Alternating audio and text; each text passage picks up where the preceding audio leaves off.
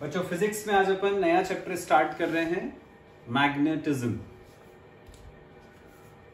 Magnet के बारे में तो तुम जानते ही हो, कोई भी ऐसा सब्सटेंस जिसमें प्रॉपर्टी होती है to attract iron filings towards itself, उसको अपन मैग्नेट बोलते हैं। ठीक है, तो कोई भी सब्सटेंस जो आयरन को अपनी तरफ अट्रैक्ट करता है वो मैग्नेट कहलाता है।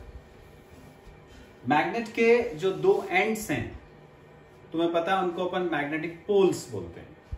एक नॉर्थ पोल कहलाता है, एक साउथ पोल कहलाता है।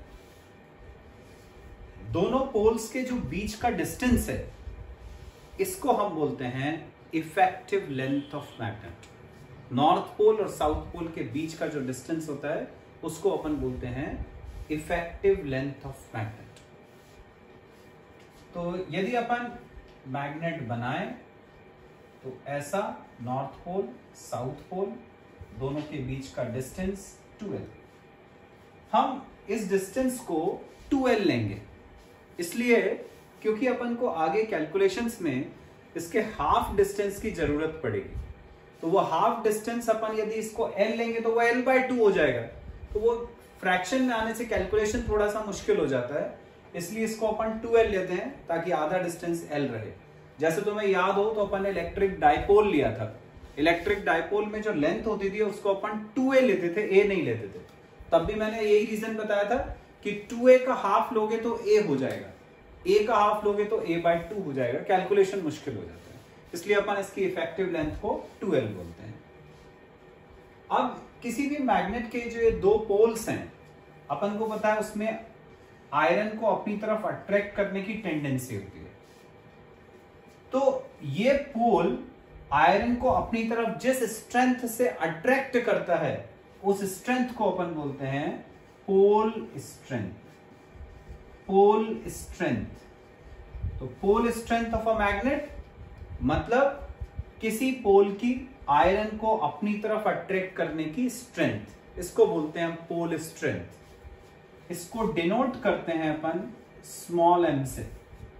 ये पोल स्ट्रेंथ का सिंबल होता है। पोल स्ट्रेंथ की यूनिट होती है एम्पियर मीटर। ये पोल स्ट्रेंथ की यूनिट होती है एम्पियर मीटर। हमेशा याद रखो बच्चों कि किसी भी मैग्नेट के जो दो पोल्स होते हैं इनकी पोल स्ट्रेंथ जो है वो हमेशा सेम होती है। ठीक है, दोनों पोल्स जो होंगे किसी भी मैग्नेट के वो हमेशा सेम पोल स्ट्रेंथ के होते हैं। तो अपन ने क्या क्या देख लिया अभी हमने देख लिया कि मैग्नेट की पोल स्ट्रेंथ क्या होती है, मैग्नेट की इफेक्टिव लेंथ क्या होती है। यदि हम किसी मैग्नेट की पोल स्ट्रेंथ को उसकी इफेक्टिव लेंथ से मल्टीप्लाई कर दें तो ये जो प्रोडक्ट होता है दोनों का, इसको हम बोलते हैं magnetic dipole moment. Magnetic dipole moment, इसको कैपिटल M से डिनोट करते हैं। और इसका मतलब क्या होता है, pole strength multiplied by the effective length, मतलब M इंटू 2L। ये जो प्रोडक्ट है इसको हम बोलते हैं मैग्नेटिक डायपोल मोमेंट। तो अपन इसी को यूं लिख सकते हैं 2ML। ये मैग्नेटिक डायपोल मोमेंट कहलाता है। यूनिट देखें क्या हो जाएगी इसकी। तो मैंने पोल स्ट्रेंथ की यूनिट बताई M की, एम्पियर मीटर। इनटू में क्या है, लेंथ।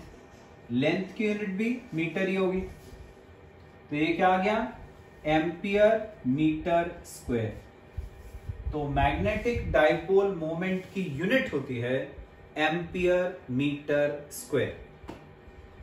अब ये जो मैग्नेटिक डायपोल मोमेंट है ये एक वेक्टर क्वांटिटी होती है। उसको वेक्टर के फॉर्म में लिखना है तो ऐसे लिखते हैं m vector equal to, formula क्या था मैग्नेटिक मोमेंट का, m इंटू 2L। तो ये जो m है पोल स्ट्रेंथ, ये तो स्केलर होता है, पर ये जो 2L है हम उसके ऊपर वेक्टर लगा देते हैं ये। तो मैग्नेटिक डायपोल मोमेंट को वेक्टर फॉर्म में लिखा जाता है m इंटू 2L। अब 2L के ऊपर यदि मैंने वेक्टर लगाया है, इसका मतलब उसका कुछ डायरेक्शन हो गई। तो ये जो 2L जो इफेक्टिव लेंथ थी मैग्नेट की, उसका डायरेक्शन क्या होता है? तो इसका डायरेक्शन होता है साउथ से नॉर्थ पोल की तरफ। 2L का डायरेक्शन होता है साउथ टू नॉर्थ। तो मैग्नेटिक मोमेंट M का जो डायरेक्शन है वो भी साउथ से नॉर्थ पोल की तरफ होता है। तो मैग्नेटिक डायपोल मोमेंट का direction south to north pole. ठीक है, अब साउथ टू नॉर्थ ही क्यों होता है उसका रीजन बताता हूं। तुमने छोटी क्लासेस में पढ़ा है मैग्नेटिक फील्ड लाइंस। ठीक है, मैग्नेटिक फील्ड लाइंस क्या होती हैं? यदि मान लो अपन ने मैग्नेट के पास में एक मैग्नेटिक निडल रखी, तो वो मैग्नेटिक निडल ऐसी डिफ्लेक्ट हो जाती है। मैग्नेटिक निडल का डिफ्लेक्ट होना ये बताता है कि वहां पर मैग्नेटिक फील्ड प्रेजेंट है, मतलब इस मैग्नेट के आसपास उसका इफेक्ट बना हुआ है मैग्नेट का। यही मैग्नेटिक निडल अपन ने यहां रखी तो ये ऐसा डायरेक्शन इंडिकेट करेगी, यहां रखोगे ऐसा डायरेक्शन इंडिकेट करेगी। तो यदि अपन ये सारे डायरेक्शंस को मिला दें तो ये जो क्लोज्ड कर्व बना, इस कर्व को अपन बोलते हैं मैग्नेटिक फील्ड लाइन या मैग्नेटिक लाइन ऑफ फोर्स। अब इसका डायरेक्शन क्या है? इसका डायरेक्शन है, मैग्नेट के बाहर देख रहे हो, नॉर्थ से साउथ पोल की तरफ। तो मैग्नेटिक लाइन ऑफ फोर्स का डायरेक्शन होता है मैग्नेट के बाहर नॉर्थ टू साउथ, जबकि ये कंटिन्यूअस कर्व होता है, कर्व रुकता नहीं है। यहां चल रहा है नॉर्थ टू साउथ, अंदर जाएगा साउथ टू नॉर्थ। तो इसका डायरेक्शन क्या है मैग्नेटिक लाइन ऑफ फोर्स का? मैग्नेट के अंदर साउथ टू नॉर्थ। तो जो मैग्नेटिक लाइन ऑफ फोर्स का डायरेक्शन होता है वही मैग्नेटिक मोमेंट या इफेक्टिव लेंथ का डायरेक्शन होता है। आगे समझ में? तो मैंने क्या बोला कि मैग्नेटिक मोमेंट वेक्टर क्वांटिटी होती है, इसका डायरेक्शन होता है south to north. South to north ही क्यों होता है? क्योंकि magnetic lines of force magnet के अंदर साउथ से नॉर्थ की तरफ ट्रेवल करती है। आगे बच्चों समझ में?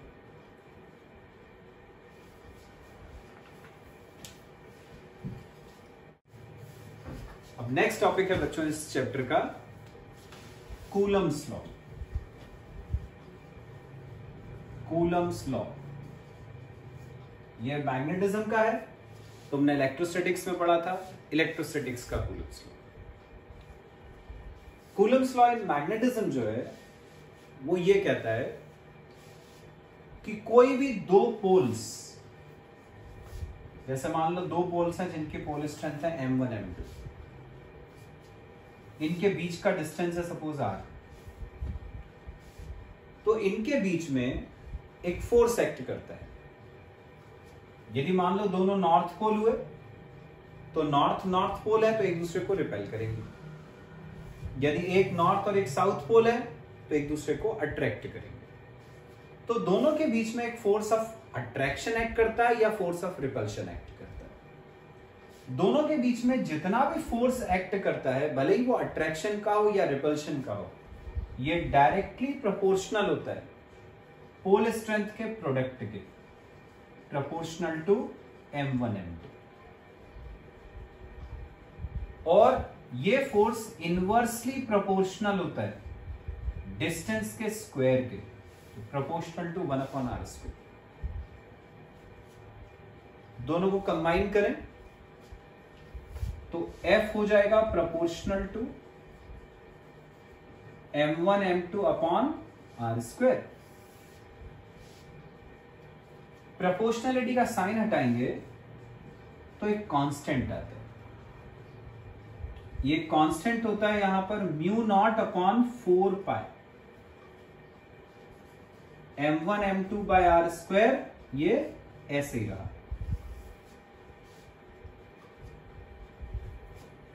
ये जो μ0 है इसको हम बोलते हैं परमिएबिलिटी। परमिएबिलिटी नॉट का मतलब होता है free space of free space. Free space मतलब एयर या वैक्यूम। इसकी फिक्स्ड वैल्यू होती है 4π × 10⁻⁻⁷। 4π × 10⁻⁻⁷ इसकी यूनिट होती है N/एम्पियर square. Newton upon ampere square. तो ये म्यू नॉट कहलाता है।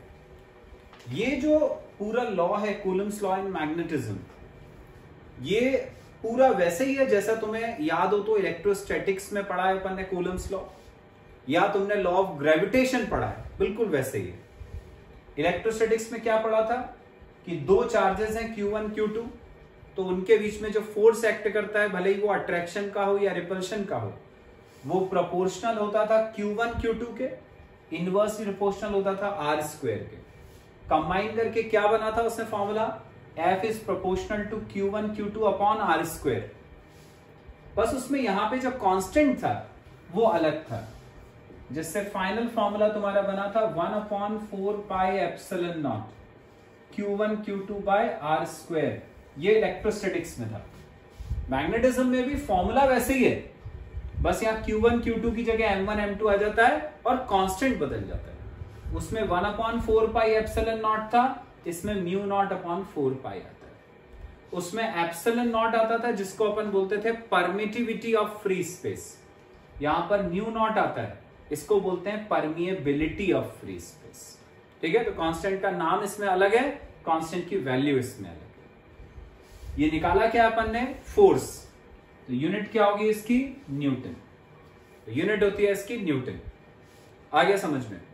तो यदि मान लो कूलम्स लॉ का स्टेटमेंट बोलना हो तो क्या होगा कूलम्स लॉ का स्टेटमेंट। कूलम्स लॉ का स्टेटमेंट ऐसा होता है, फोर्स ऑफ अट्रैक्शन और repulsion acting between two poles is directly proportional to the product of pole strengths and inversely proportional to the square of distance। तो दो poles के बीच में जितना भी फोर्स एक्ट करेगा वो पोल स्ट्रेंथ के प्रोडक्ट के डायरेक्टली प्रोपोर्शनल और उनके बीच के डिस्टेंस के स्क्वायर के इनवर्सली प्रोपोर्शनल होता है। इसको हम बोलते हैं Coulomb's law in magnetism. Next topic है बच्चों, magnetic field and magnetic field intensity. सबसे पहले अपन देखते हैं मैग्नेटिक फील्ड का मतलब क्या होता है।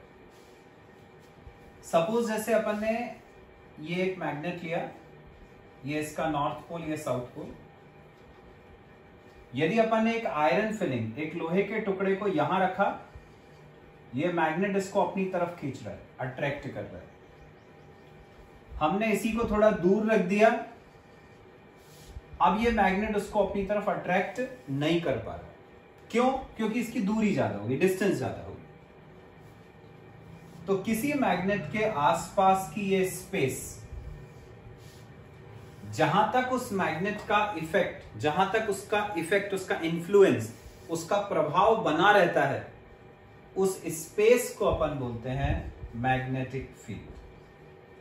ठीक है, किसी मैग्नेट के आसपास की वो स्पेस जहां तक उसका इफेक्ट बना रहता है, उस स्पेस को अपन बोलते हैं मैग्नेटिक फील्ड। जैसे इलेक्ट्रिक फील्ड पढ़ा था, इलेक्ट्रिक फील्ड में पढ़ा था किसी चार्ज के आसपास की वो स्पेस जहां तक उसका इफेक्ट बना रहता है उसको इलेक्ट्रिक फील्ड बोलते हैं। वैसे ये मैग्नेटिक फील्ड कहलाती है।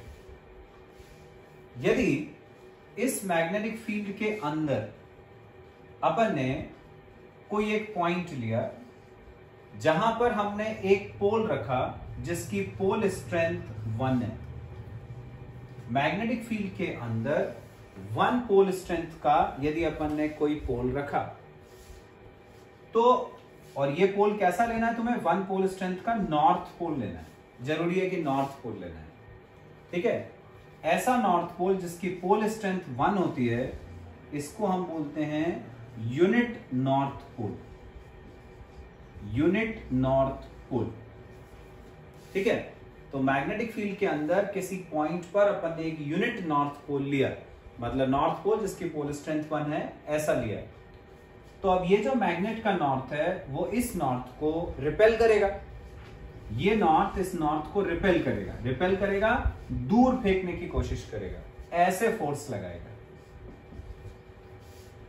तो ये नॉर्थ पोल इस यूनिट नॉर्थ पोल के ऊपर जितना भी फोर्स लगाता है, इस फोर्स को अपन बोलते हैं मैग्नेटिक फील्ड इंटेंसिटी। बी से डिनोट करते हैं। इसको हम बोलते हैं मैग्नेटिक फील्ड इंटेंसिटी। ठीक है, बिल्कुल वैसे ही चल रहा है सब कुछ जैसे इलेक्ट्रोस्टैटिक्स में था। इस चैप्टर में बहुत कुछ वैसा है जो इलेक्ट्रोस्टैटिक्स में था। इलेक्ट्रोस्टैटिक्स में ये जो आसपास की स्पेस थी उसको हम बोलते थे इलेक्ट्रिक फील्ड, और यहां पर यदि अपन ने कोई point per unit positive charge लिया, ऐसा चार्ज जो पॉजिटिव है और जिसकी वैल्यू 1 कूलम है, यूनिट पॉजिटिव चार्ज लेते थे तो उस पे जितना भी फोर्स लगता था उसको हम बोलते थे इलेक्ट्रिक फील्ड इंटेंसिटी। बस वैसे ही मैग्नेटिज्म में है, यदि अपन ने मैग्नेटिक फील्ड के अंदर यूनिट नॉर्थ पोल लिया तो उसके ऊपर ये वाला पोल जितना भी फोर्स लगाएगा उस फोर्स को अपन बोलते हैं मैग्नेटिक फील्ड इंटेंसिटी। तो जो मैंने समझाया यदि मैं उसको वर्ड्स में लिखूं तो ऐसा कह सकता हूं कि यदि यहां पर अपन ने 1 पोल स्ट्रेंथ का पोल लिया है, इफ पोल स्ट्रेंथ इज 1, यदि पोल स्ट्रेंथ 1 है तो फोर्स कितना हो जाएगा, तो उसके ऊपर लगने वाला force magnetic field intensity B कहलाता है। तो यदि यहां पर रखा हुआ जो पोल है उसकी पोल स्ट्रेंथ 1 नहीं है, यदि M है, if pole strength is M, यदि यहां पर रखे हुए पोल की पोल स्ट्रेंथ M है तो फोर्स कितना हो जाएगा, M इंटू B। 1 के ऊपर लगने वाला फोर्स B है तो M के ऊपर लगने वाला MB। आ गई फोर्स की वैल्यू। तो ये फोर्स का फॉर्मूला बन गया, F equal to M into B, ये फोर्स का फॉर्मूला। अब यदि अपन यहां से B का फॉर्मूला बनाएं तो B का फॉर्मूला हो जाएगा F अपॉन M, ये B का फॉर्मूला हो गया। अब यूनिट ऑफ B निकालेंगे यहां से, B की यूनिट, तो फोर्स की यूनिट अपॉन पोल स्ट्रेंथ की यूनिट, फोर्स की यूनिट न्यूटन, पोल स्ट्रेंथ की एम्पियर मीटर। तो मैग्नेटिक फील्ड की यूनिट हो गई, मैग्नेटिक फील्ड इंटेंसिटी की newton upon ampere metre. Newton upon ampere metre का ही दूसरा नाम होता है टेस्ला, कैपिटल T से डिनोट करते हैं। तो मैग्नेटिक फील्ड की यूनिट होती है बच्चों टेस्ला। ठीक है, मैग्नेटिक फील्ड की एक यूनिट और भी अपन यूज करते हैं CGS सिस्टम में। ये जो अपन ने निकाली ये MKS सिस्टम में होती है। CGS सिस्टम में मैग्नेटिक फील्ड की यूनिट होती है गॉस, इसको अपन डिनोट करते हैं कैपिटल G से। टेस्ला और गॉस में ये रिलेशन होता है, 1 टेस्ला इक्वल टू होता है 10 टू द पावर 4 गॉस। ये मैग्नेटिक फील्ड की जो 2 यूनिट्स हैं MKS और CGS सिस्टम में, उनके बीच में रिलेशन होता है। ठीक है, तो यदि मैग्नेटिक फील्ड और मैग्नेटिक फील्ड इंटेंसिटी की डेफिनेशन लिखनी हो तो अपन क्या लिखेंगे, क्या कहेंगे, space around the magnet where its effect can be felt is called magnetic field. तो मैग्नेटिक फील्ड मतलब किसी मैग्नेट के आसपास की वो स्पेस जहां तक उसका इफेक्ट बना रहता है, उस स्पेस को अपन बोलते हैं मैग्नेटिक फील्ड। और मैग्नेटिक फील्ड इंटेंसिटी की डेफिनेशन बोलनी हो तो क्या बोलेंगे, वो फोर्स जो किसी यूनिट नॉर्थ पोल पे एक्ट करता है इन अ मैग्नेटिक फील्ड, हम इसको क्या बोलेंगे, force acting on a unit north pole in a magnetic field is called magnetic field intensity. आ गया बच्चों समझ में। नेक्स्ट टॉपिक है बच्चों magnetic field at a point. Magnetic field at a point मतलब सपोज जैसे यहां पर एक पोल लिया अपन ने जिसकी पोल स्ट्रेंथ M है, ये पोल अपन ने लिया पॉइंट O पे। एक सिंगल पोल कभी एग्जिस्ट नहीं करता मैग्नेट का, ठीक है, किसी मैग्नेट के हमेशा 2 पोल होते हैं, नॉर्थ पोल साउथ पोल। तो मैं एक पोल ले रहा हूं, मतलब ये नॉर्थ पोल होगा, साउथ इधर कहीं हुआ, मैं अभी उसका जो नॉर्थ पोल है उसकी पोल स्ट्रेंथ M ले रहा हूं। सिंगल पोल कभी एग्जिस्ट नहीं करता, हमेशा नॉर्थ पोल साउथ पोल दोनों का कॉम्बिनेशन ही होता है। तो ऐसे पूरा मैग्नेट होगा, उसमें से मैं एक पोल ले रहा हूं, उसका कंसिडर कर रहा हूं। नॉर्थ पोल ले लिया अपन ने, ये पोल लिया जिसकी पोल स्ट्रेंथ है M, जो पॉइंट O पर रखा हुआ है। इससे r दूरी पर एक पॉइंट है P। अपन ने क्या पढ़ा कि इसके आसपास की जो ये स्पेस होगी, इस स्पेस को अपन बोलेंगे मैग्नेटिक फील्ड। जहां तक इसका इफेक्ट बना हुआ है, इस मैग्नेट का इफेक्ट जहां तक बना हुआ है वो होगी मैग्नेटिक फील्ड। मैग्नेटिक फील्ड के अंदर एक पॉइंट है P। हमने इस पॉइंट P पर एक यूनिट नॉर्थ पोल रख दिया। यूनिट नॉर्थ पोल मतलब ऐसा पोल जिसकी पोल स्ट्रेंथ 1 है और वो नॉर्थ पोल है। तो अब यहां पर नॉर्थ पोल रखा है और सपोज अपन ने यहां पर भी नॉर्थ पोल यदि लिया तो ये वाला जो पोल है वो उस पोल को रिपेल करेगा। यदि ये साउथ होता तो उसको अट्रैक्ट करता है। ये वाला पोल तुम कुछ भी ले सकते हो, लेकिन यहां पर जो पोल लेना है वो यूनिट नॉर्थ पोल ही लेना है। ये कन्वेंशन है। जैसे इलेक्ट्रोस्टैटिक्स में तुम्हें याद हो तो अपन कहीं भी रखते थे +1 कूलम का चार्ज, उसको हम बोलते थे यूनिट पॉजिटिव चार्ज। वैसे यहां पर रखेंगे मैग्नेटिज्म में यूनिट नॉर्थ पोल। ठीक है, तो अब ये जो भी पोल होगा वो उस पोल को रिपेल करेगा यदि नॉर्थ नॉर्थ है, साउथ नॉर्थ है तो अट्रैक्ट करेगा। तो अब अपन ने जो मैग्नेटिक फील्ड इंटेंसिटी की डेफिनेशन पढ़ी अभी पिछले टॉपिक में, उसमें हमने क्या पढ़ा कि इस यूनिट नॉर्थ पोल के ऊपर जितना भी फोर्स एक्ट करता है उसको अपन बोलते हैं मैग्नेटिक फील्ड इंटेंसिटी। जितना भी फोर्स एक्ट करेगा इसके ऊपर उसको अपन बोलते हैं magnetic field intensity. Magnetic field intensity के लिए कभी कभी शॉर्ट में मैग्नेटिक फील्ड लिखा जाता है। तो मैग्नेटिक फील्ड जो है यदि किसी न्यूमेरिकल में पूछा है तो समझ जाना कि वो मैग्नेटिक फील्ड इंटेंसिटी ही पूछ रहे हैं। वैसे यहां पर मैंने मैग्नेटिक फील्ड लिखा है जिसका मतलब वही है मैग्नेटिक फील्ड इंटेंसिटी। अपन को इस पॉइंट पर मैग्नेटिक फील्ड इंटेंसिटी निकालनी है। तो जो मैंने अभी समझाया उसका मतलब क्या हुआ कि इस यूनिट नॉर्थ पोल के ऊपर जितना भी फोर्स एक्ट करेगा वही यहां पर मैग्नेटिक फील्ड इंटेंसिटी होगी। तो B हुआ F के बराबर।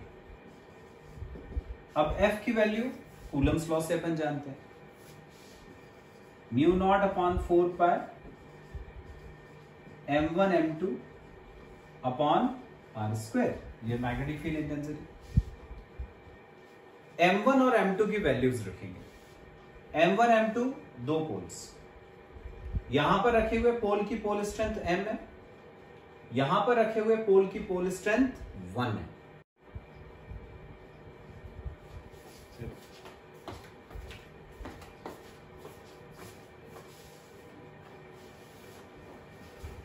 m1 और m2 की वैल्यूज देखें। m1 एक पोल की पोल स्ट्रेंथ जो m1 m है, m2 दूसरे पोल की पोल स्ट्रेंथ जो 1 है। वैल्यू रखते हैं m इंटू 1 अपॉन r²। तो B की वैल्यू आ गई μ0/4 m अपॉन r²। ये आ गई मैग्नेटिक फील्ड इंटेंसिटी। तो ये होती है किसी m पोल के पोल स्ट्रेंथ से r डिस्टेंस पर मैग्नेटिक फील्ड इंटेंसिटी की वैल्यू। मैग्नेटिक फील्ड इंटेंसिटी की यूनिट वही जो मैंने पहले बताई थी, टेस्ला। तो ये हो गई यहां से m पोल स्ट्रेंथ वाले पोल से r डिस्टेंस पर मैग्नेटिक फील्ड की वैल्यू। यदि कोई क्वेश्चन आता है इसके ऊपर तो तुम्हें ये वाला जो पोल है उसकी पोल स्ट्रेंथ दे देंगे। जैसे मान लो m की वैल्यू दे दी 10 एम्पियर मीटर, r डिस्टेंस दे देंगे, जैसे मान लो r दे दिया 5 मीटर। बोलेंगे बताओ मैग्नेटिक फील्ड इंटेंसिटी कितनी है, b की वैल्यू पता करनी। बस तो फॉर्मूले में वैल्यू रखोगे। μ0 मैंने बताया था 4 पाई इंटू 10⁻⁻7 होता है। नीचे 4 पाई ऐसे ही है। m की वैल्यू रखी 10, r का स्क्वायर, r कितना है 5 का स्क्वायर 25। 4 पाई कट गया तो बचा 10/25 इंटू 10⁻⁻7। सिंप्लीफाई कर लोगे, जो भी आंसर आएगा उसकी यूनिट हो जाएगी टेस्ला। आ गया बच्चों समझ में? तो ऐसे अपन किसी पोल से कुछ दूरी पर मैग्नेटिक फील्ड की वैल्यू पता करते हैं। Got it?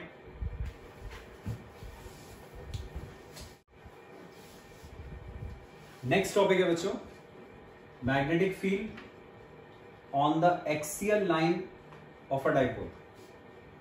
बिल्कुल वैसे ही है जैसे इलेक्ट्रोस्टैटिक्स में पढ़ा था। इलेक्ट्रिक फील्ड हमने पढ़ी थी एक बार डाइपोल के एक्सियल पोजीशन पे, एक बार इक्वेटोरियल पोजीशन पे।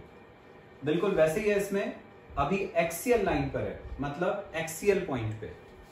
तो एक्सियल पॉइंट क्या होता है उसका मतलब बता रहा हूं पहले। ये मैग्नेट हो गया, ठीक है। डाइपोल बोलो, मैग्नेटिक डाइपोल बोलो या मैग्नेट बोलो, बात एक ही होती है। डाइपोल का मतलब दो पोल्स का कॉम्बिनेशन, मैग्नेट में भी दो पोल्स होते हैं। तो ये एक मैग्नेट हो गया जिसको अपन मैग्नेटिक डाइपोल भी बोल सकते हैं। इसकी टोटल लेंथ 2L होती है, बताया था मैंने। आधे आधे पोर्शंस हो गए LL। ये इसका एक्सिस हो गया, एक्सिस के ऊपर एक पॉइंट P हो गया।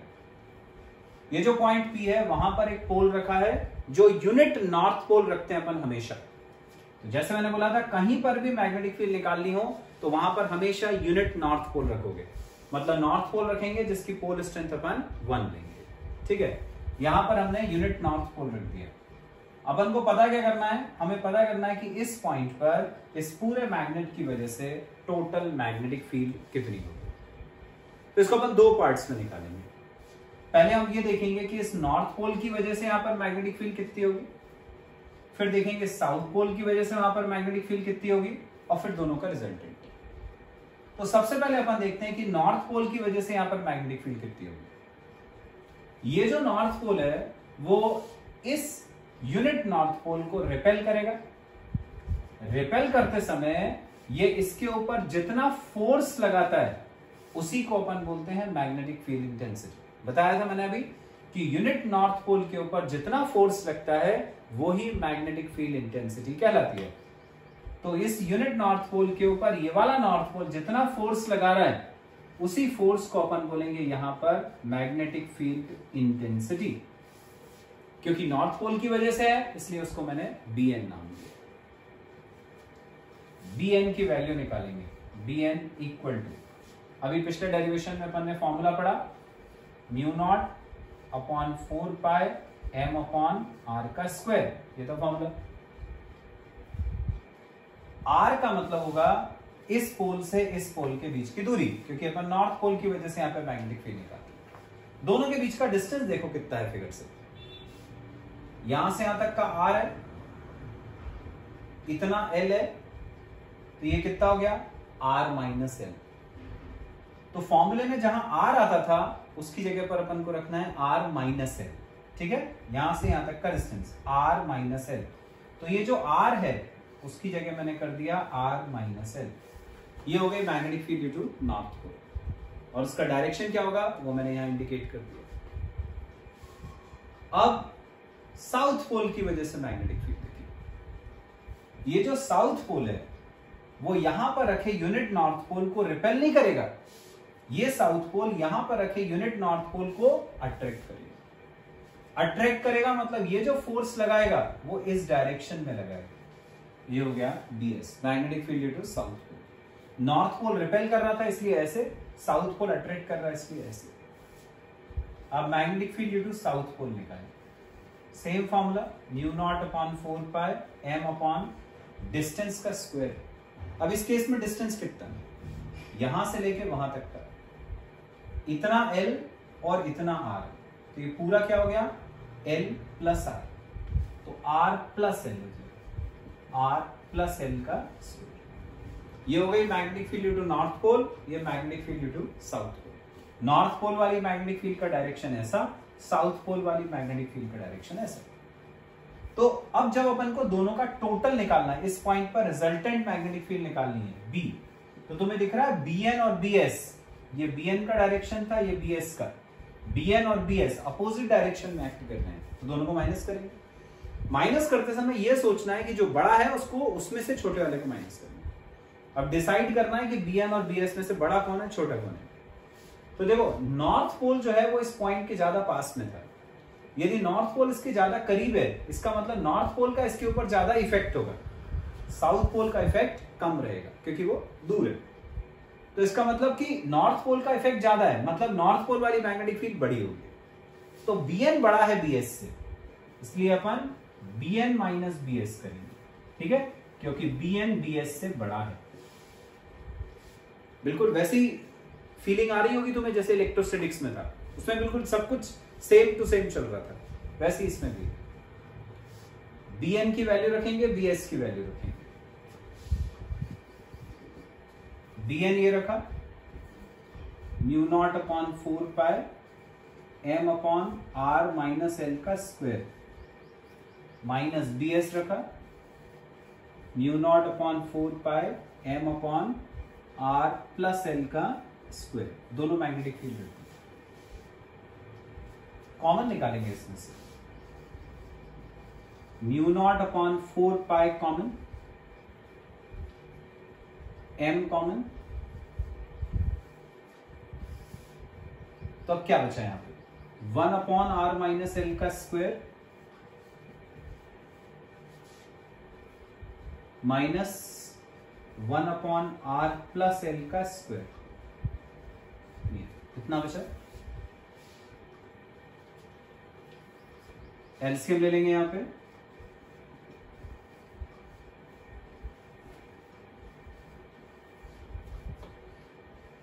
एलसीएम में दोनों टर्म्स आ जाएंगे।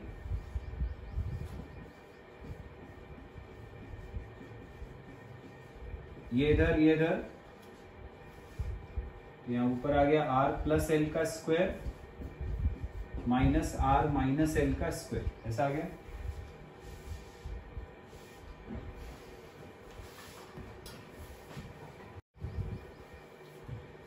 यहां तक आ गया था बच्चों।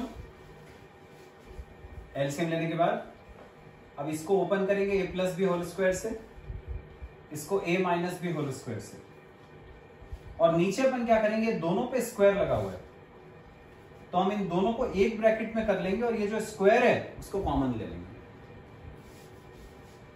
ये ऐसा आ जाएगा म्यू नॉट बाय 4 पाई ये m। इसमें a plus B whole square का फॉर्मूला लगाया, a square plus B square plus 2ab, ये इसमें लगा दिया माइनस। इसमें a minus B whole square का formula a square plus B square minus 2ab। नीचे जैसे मैंने बोला था ये जो स्क्वायर दोनों पे लगा है उसको अपन कॉमन ले लेंगे, तो r minus l into r plus l, a minus b a plus b, a square minus b square, और ये जो स्क्वायर दोनों पे था उसको ऐसे होल पे लगाएंगे। ठीक है, नीचे a minus b a plus b लिख लिया, a square minus b square, और स्क्वायर को होल पे लगा दिया। अब ऊपर सिंप्लीफाई करते हैं, ऊपर देखिए क्या हो जाएगा। यदि मैं ब्रैकेट खोलूंगा तो यहां माइनस आर स्क्वायर आएगा, तो ये आर स्क्वायर से वाला माइनस आर स्क्वायर कट जाएगा। ब्रैकेट खोलने पे माइनस एल स्क्वायर आएगा, तो एल स्क्वायर से ये वाला माइनस एल स्क्वायर कट जाएगा। ये माइनस माइनस प्लस 2rl, तो 2rl और प्लस 2rl ये हो जाएगा 4rl। नीचे r square minus l square का होल स्क्वायर, ये ऐसे ही रहा। अब देखें इसको हम क्या लिख सकते हैं, म्यू नॉट अपॉन 4 पाई, ये ऐसे ही है, m इंटू 4rl है। 4 को मैं तोड़ सकता हूं 2 इंटू 2, एक 2 को मैं m और r, एक 2 को मैं m और l के साथ ले लेता हूं 2ml, और जो 4 को तोड़ा था 2 इंटू 2, उसका एक 2 इस r के साथ 2r, बाकी नीचे ऐसी रहेगी r square minus l square का होल स्क्वायर, ऐसा आ गया। अब ये जो आ रहा है बच्चों 2ml, हमने पढ़ा इसको बोलते हैं मैग्नेटिक मोमेंट। 2ml कहलाता है मैग्नेटिक मोमेंट, जिसको हम कैपिटल M से डिनोट करते हैं। तो ये जो 2ml आ रहा था मैं उसकी जगह कैपिटल M लिख दूंगा, तो B आ जाएगा म्यू नॉट अपॉन 4 पाई, ये हो गया कैपिटल M इंटू 2r, मतलब 2mr अपॉन, नीचे ऐसे ही रहेगा r square minus l square का होल स्क्वायर। तो ये होती है magnetic field in the axial position of a magnet. किसी मैग्नेट की एक्सियल पोजीशन पर मैग्नेटिक फील्ड की वैल्यू ये होती है। आगे बच्चों समझ, ये आंसर बिल्कुल वैसे ही आया है जैसा इलेक्ट्रोस्टैटिक्स में आया था।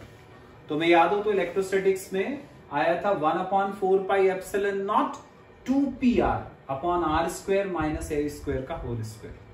बिल्कुल वैसे ही आया ये आंसर, बस कांस्टेंट जो उसमें आता था 1/4 पाई एप्सिलॉन नॉट, उसकी जगह यहां पे आता है म्यू नॉट अपॉन 4 पाई।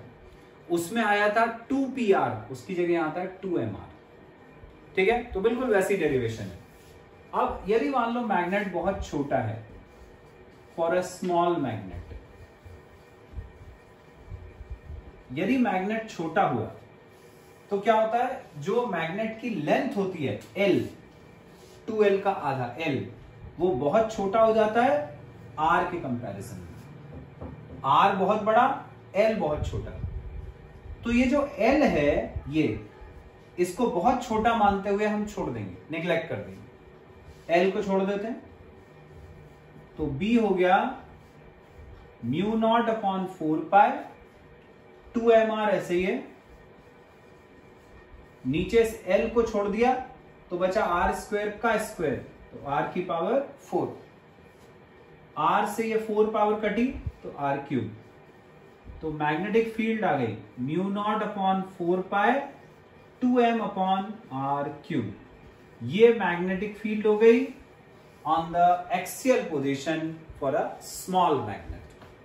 आ गया बच्चों समझ में? तो एक बहुत इंपॉर्टेंट डेरिवेशन था, जैसे इलेक्ट्रोस्टैटिक्स में बहुत इंपॉर्टेंट था वाला, सिमिलरली इसमें भी बहुत इंपॉर्टेंट था। ये अपन ने आज कंप्लीट कर लिया। Thank you.